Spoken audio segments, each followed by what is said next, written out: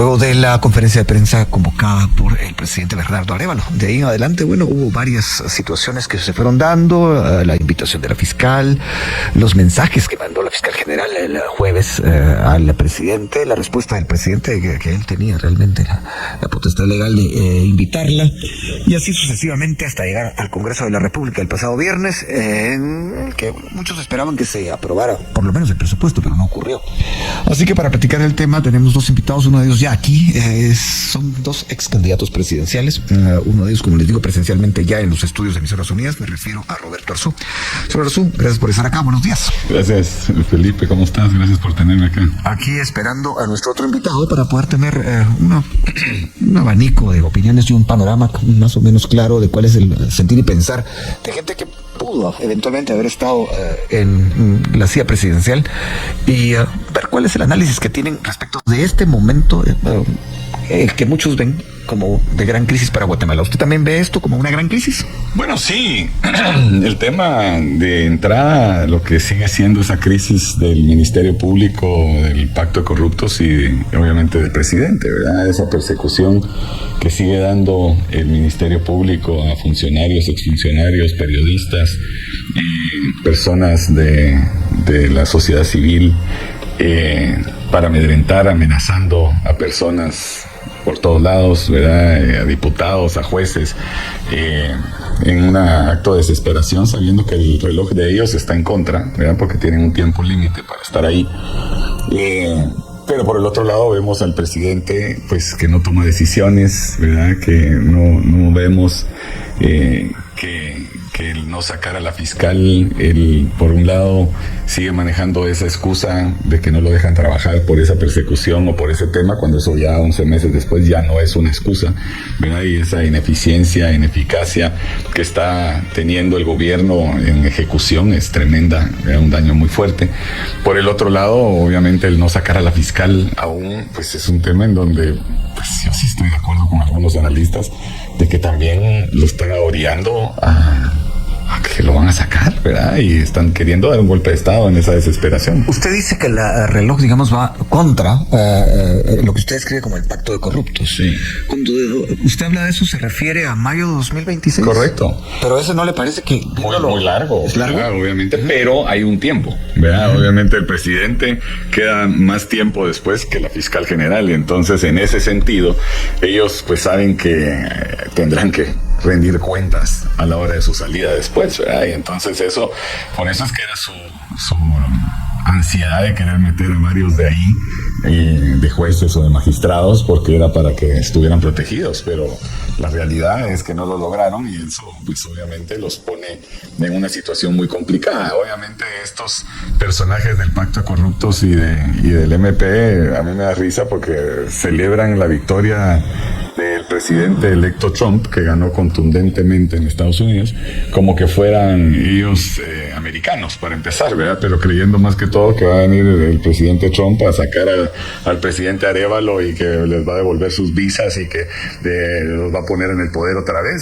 Eso me da hasta risa, pues, porque si alguien va a venir contra los corruptos y contra los narcotraficantes es el presidente Trump. Eso sin duda alguna. O sea, que a los primeros que ver a jalar el pelo son a estos. ¿Por qué cree usted eso? Bueno, porque es lo que el presidente Trump ha dicho claramente. Ellos saben que por cada vez que sigue la corrupción en Guatemala, los monopolios, los privilegios, los abusos, los privilegios empresariales, cada vez que sigue más todo eso, más gente migra por falta de oportunidades, por falta de seguridad. Y entonces, obviamente, el presidente Trump lo que sí ha sido muy contundente, que es un tema muy delicado para Guatemala, ¿verdad? A pesar que uno pueda compartir pensando en que si uno fuera presidente de Estados Unidos actuaría de la misma manera, pero va a afectar y vienen momentos que a mí me tienen muy preocupado de esas medidas migratorias del presidente Trump.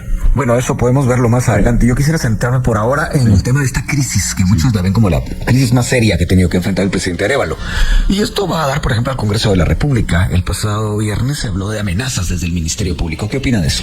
Bueno, es que hoy los diputados de esta actual legislatura, en su 90%, son unos mercenarios que viven en el anonimato.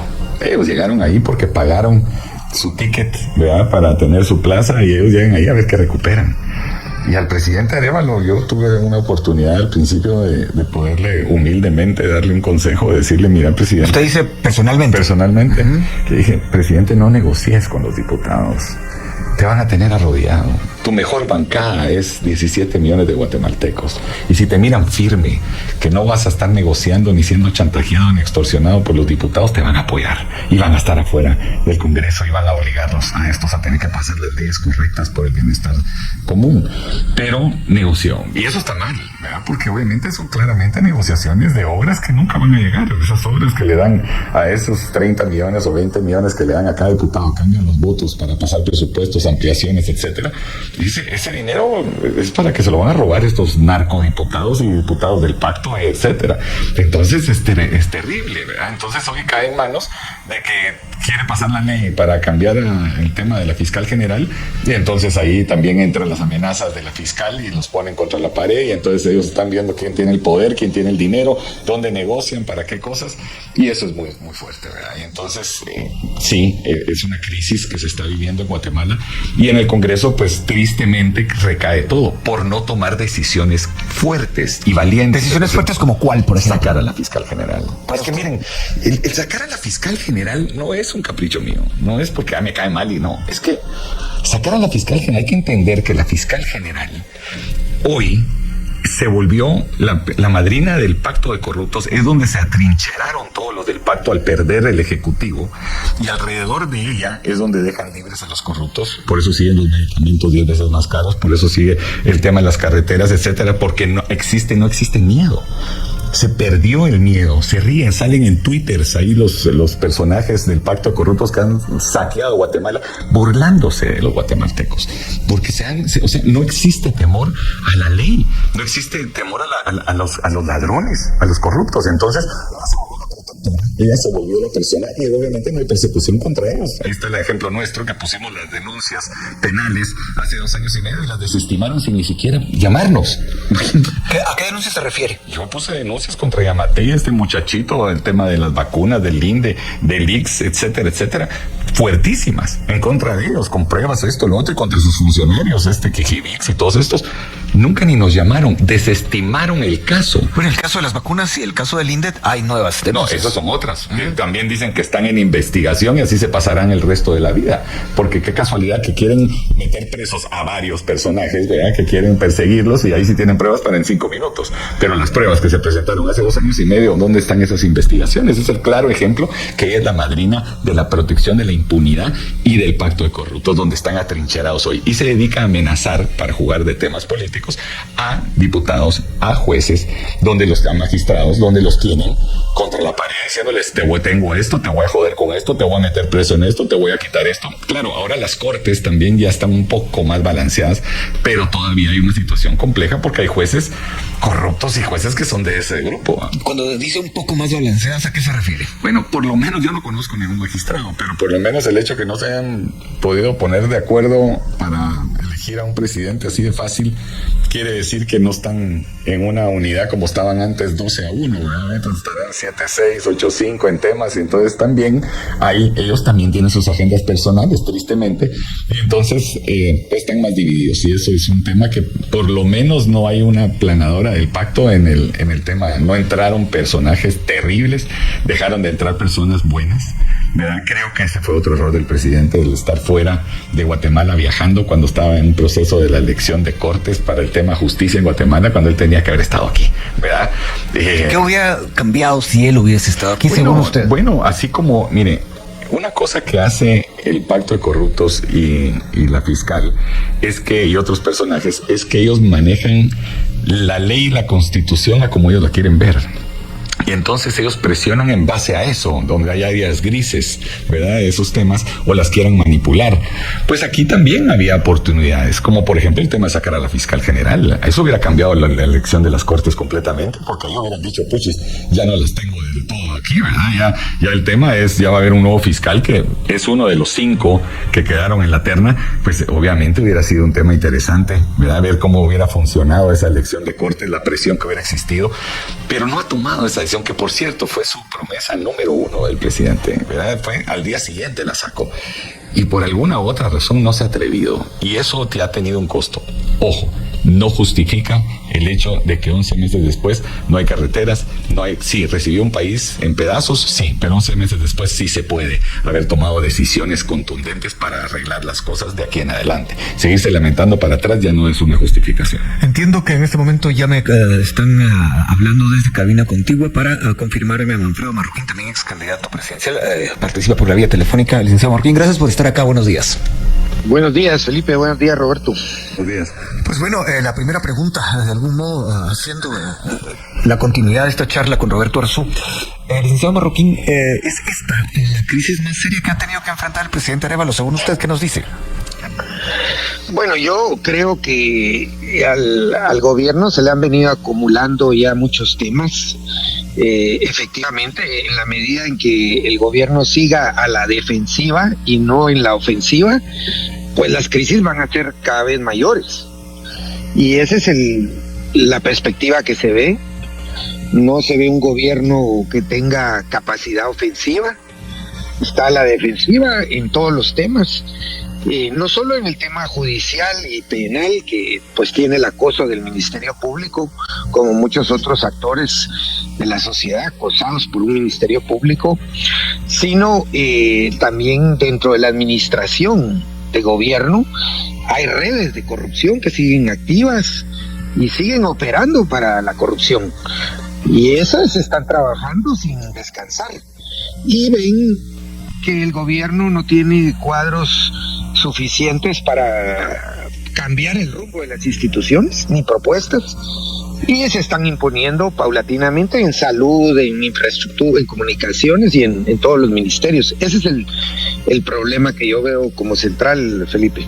Licenciado Marroquín, ¿cómo se imagina usted una actitud o una estrategia más ofensiva, acciones ofensivas que podría el gobierno hacer?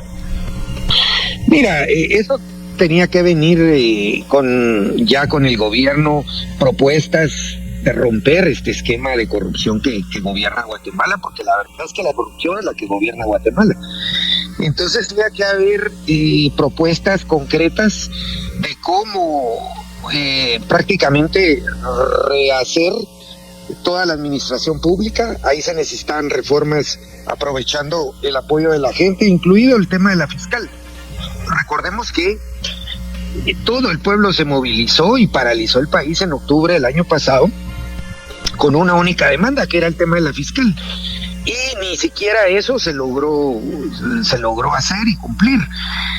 Pero la gente estaría, diría yo, más o menos de acuerdo, conforme, sí. No se ha hecho nada respecto a la fiscal, pero se están limpiando las instituciones, se están rehaciendo las instituciones, pero eso tampoco está ocurriendo. Por ejemplo, hay ministerios, concretamente, yo te diría como el de desarrollo, y podemos ir institución por institución, que eso ya nos sirve, eso ya nos interesa. La última vez que yo chequeé, la mayoría del presupuesto del Ministerio de Desarrollo, cerca del 90%, si no estoy mal, era en funcionamiento. Eso, ¿ya qué le llega a la gente? Nada. Entonces, hay muchas instituciones que son simplemente parasitarias, que consumen, que extraen recursos del erario público y no devuelven nada. Bueno, eso había que cortarlo todo. Y es muy fácil hacer ese diagnóstico. Y bueno, eso era de las primeras decisiones para que el gasto público se reorientara al gasto prioritario, que es infraestructura, que es combate a la pobreza, pero eso seguimos con la misma lógica, dándole incluso más presupuesto para el año entrante a las mismas instituciones que están infestadas de corrupción. Ese es el grave problema. De lunes, un análisis de coyuntura de cómo pinta la semana, de qué puede venir durante este fin de año, y para que quienes acaban de sintonizar se percaten de quienes están con nosotros presencialmente: Roberto Arzú, por la vía telefónica Manfredo Marroquín. Le toca la palabra a Roberto Arzú. Estamos en la recta final de 2024. Mucha gente ya está en modo con video, en modo estrenero. ¿Esto cómo podría afectarle al gobierno en una coyuntura como esta? Bueno, yo creo que primero, para tomar decisiones fuertes es una perfecta época, ¿verdad? Porque son momentos difíciles en donde tal vez no va a existir tanta la atención que quieran hacer los contra, ¿verdad? Pero por el otro lado es una ventaja para el gobierno porque la gente ya no está pensando en ese tema. A pesar de eso, es que la gente... Yo no entiendo al presidente o a personas que hablan de esto, de convivios, de esto, lo otro.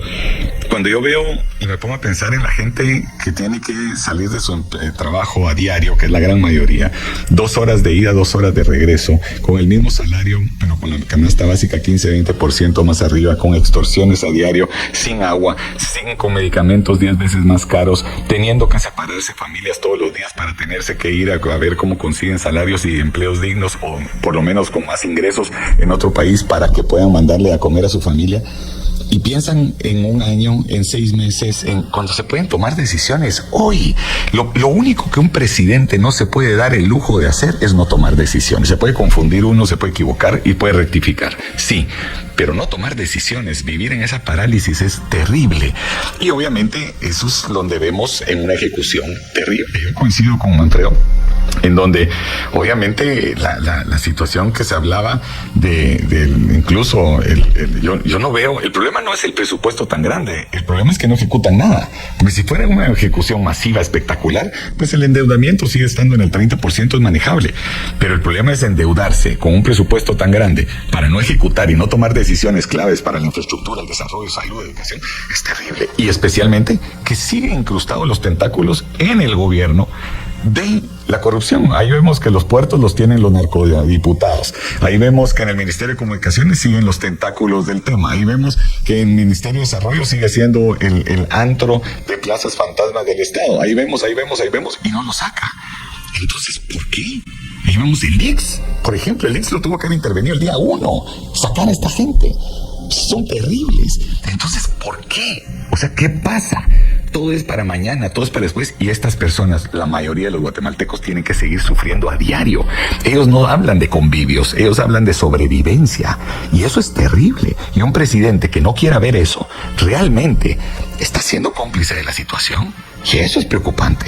Por eso cuando yo digo que este presidente a veces parece, o la mayoría de veces, que se enamoró de la banda presidencial y no de la bandera nacional, se enamoró del cargo y no lo que representa y las responsabilidades que conlleva el cargo, de trabajar 7 días a la semana, 24 horas diarias, y no andar viendo festivales de flores, o el tema de jugando ajedrez, o haciendo tours con seguridad en la noche de museos. No, aquí se necesita mucha valentía, mucho carácter para enfrentarse no solo al pacto, pero para tomar decisiones importantes. El reloj va demasiado rápido en Guatemala para lo que hay que hacer. No hay tiempo que perder acá en cosas como esas, o viajando, no digamos, ¿verdad?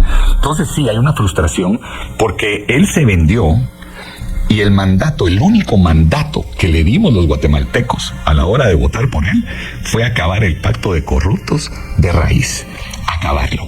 Y yo no veo, primero, que no cumple con lo de la fiscal, que fue su gran promesa, y 2, yo no veo que esté sacando a los corruptos del Estado. Es más, veo más que está traicionando a ministros de él, como a Félix Alvarado, que podrán decir que era incapaz, que no tenía las cualidades para ser ministro de Comunicaciones. Sí, coincido, pero yo no creo que él era una persona corrupta. Pero paró sacándolo a él y dejó a los que hoy aparentemente son corruptos y que vienen de otros gobiernos y que vienen de otros temas con ciertas cosas que no son buenas. Entonces, ahí es donde veo yo, donde está el problema. El presidente no toma decisiones y está hoy más que nunca extorsionado y chantajeado por los diputados, que son unos mercenarios. En este sentido, me voy a retrotraer al lunes pasado, donde una fuente, concretamente Edgar Ortiz, dijo que cuando se observa la panorámica de esta crisis, dice que más que legal es una crisis política. Eso en el contexto de lo que estamos hablando, ¿cómo lo analiza usted, licenciado Marroquín? Sí, es una crisis política porque no hay liderazgo en el país, no hay liderazgo en el gobierno, en la política en general. Digamos que colapsó, es un área colapsada, con la gente desconfía de los liderazgos políticos actuales. Tú sabes que una crisis política solo se puede resolver políticamente. Es decir, aquí están los diferentes actores, sobre todo el pacto de corrupto, usando la justicia para mantenerse vigentes políticamente, pero la crisis política se va a acabar con acciones políticas. Y eso es lo que como no hay... ¿Acciones como cuáles, por ejemplo, licenciado? Bueno, yo creo que el tema de esto hay que definirse con el tema de la fiscal, no puede seguir jugando a las cartitas, ahí sí que a deshojar la margarita, sino tendría que haber una decisión contundente respecto a ese tema. También con el tema de limpiar el organismo ejecutivo. Las redes de corrupción siguen activas y están boicoteando a los ministros que él nombra. El de salud pública está también acosado, como estuvo Félix Alvarado, y ya se especula que pueda renunciar, por ejemplo. Es decir, ahí tiene que ya tendrían que haber decisiones muy claras de parte del gobierno, y esa ausencia, porque es una ausencia de propuesta, es la que permite que el pacto corrupto siga vigente y esté incluso más fortalecido. Pasemos al tema que en realidad preocupa a muchos y es como el argumento inicial cuando se habla de este tipo de temas. Señor Arzú, hay quienes dicen, bueno, sí que se decide utilizar el 251 constitucional para destituir a la fiscal, pero ¿qué pasa con la Corte de Constitucionalidad? Bueno, se lo dije al presidente en persona hace 6 meses. Y le dije, presidente, entonces me pregunté cuál es la ruta, por ejemplo. Entonces le digo, bueno, ¿qué haría yo? A las 12 de la noche, rodeo con 1,000 policías el Ministerio Público, le cambio las chapas y nombro a uno de los de 5 de la terna que quedó de fiscal general. Destituye a la fiscal general a las 8 de la mañana, conferencia de prensa, donde destituyen a todos los achichincles de la fiscal corruptos también. Y ese día amanece ya un nuevo fiscal donde ya no pueden ni entrar al edificio los que estaban antes. ¿Qué pasa? Se van a ir a meter un amparo a la CC. Primero, tengo dudas que pueda darle ese amparo la CC, porque primero la Constitución dice que sí se puede sacar a la fiscal. Pero ya hubo una opinión de la CC en relación con el tema. Pero dudo que pueda pasar eso. Pero si lo hiciera y da el amparo, no se acata, porque es una decisión inconstitucional. Ahí criticaban un montón de gente, es que Jimmy Morales se pasó la Constitución porque no acató una orden. Bueno, pues los mismos que están criticando que sería un golpe, que no sé qué, es lo mismo que hubieran hecho. Se puede hacer, no se acata. Se van al Congreso a quererlo desaforar al presidente. No creo que tengan 107 votos, pero lo que pasa es que ahí va a tener el apoyo del pueblo. Va a recuperar la credibilidad con el pueblo el presidente. Y ahí es donde tiemblan los del pacto. Pero el problema es no tomar decisiones. Y es que dicen, es que eso es un golpe. Es que el golpe ya lo dieron. Si aquí no vivimos en una democracia, Luis Felipe, aquí el golpe de Estado lo dieron hace 3 años, Yamatei y compañía, al cooptar todas las instituciones. Aquí no hay una república. Eso es utópico. El de querer decir, es ingenuo el querer creer que nosotros vivimos en una democracia. Aquí hay que dar un contragolpe de Estado legalmente y constitucionalmente, en base a cómo ellos interpretan estos del pacto, esa constitución y esas leyes, y darles en el mazo de una vez, pero darles con todo. Pero hoy está perdiendo la aprobación del pueblo porque no ejecuta, porque no acaba la corrupción, porque no saca a la madrina de la corrupción y de la impunidad, ¿verdad? Y no está pasando nada. Entonces la población todos los días está más desesperada, está más frustrada, está más decepcionada del gobierno y del presidente. Entonces él pierde poder y el pacto sigue generando más poder, creyendo que cada día van a tener y van a tomar decisiones en base al reloj que está en contra de ellos. En ese sentido, licenciado Marroquín, hay quienes, analistas, dicen, empresarios, bueno, también periodisas, que han de alguna manera opinado que si tal ruta que acaba de delinear Roberto Arzú no llegara a tener éxito, fallara, lo que sucede después es mucho peor para el país. ¿Usted qué opina? Bueno, yo sí veo, yo coincido con Roberto que esa era la ruta, esa ruta desde el primer día de gobierno hubiera sido exitosa.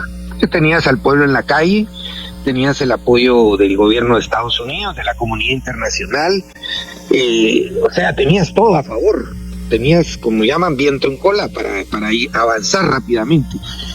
Y ahí no hubiera habido obstáculo para iniciar cualquier reforma, incluso la judicial.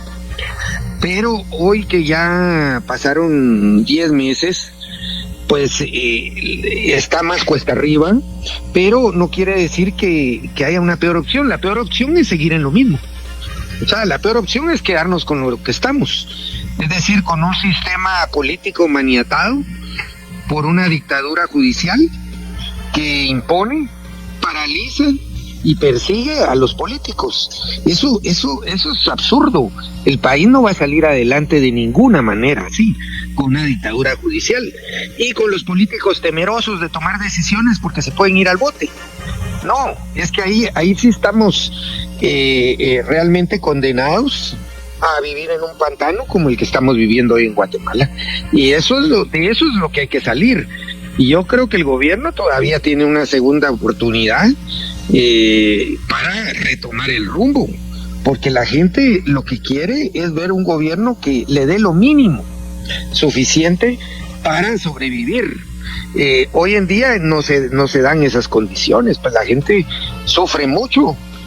Solo por pensar en el tema cada día de la movilidad, de que hay que moverse de un lado a otro y tarda tanto esa movilidad, y no hay soluciones que se avisoren ni a corto ni a mediano plazo, ni de parte del gobierno municipal ni del nacional. Entonces sí tenemos una crisis que está afectando la vida diaria de las personas y tenemos que ver cómo salimos adelante, pero no así como estamos. Y bien, hasta acá el video de hoy. Recuerden que ustedes tienen la última opinión que pueden dejar acá abajo en la cajita de comentarios. Dicho esto, nos vemos hasta el siguiente video. Adiós.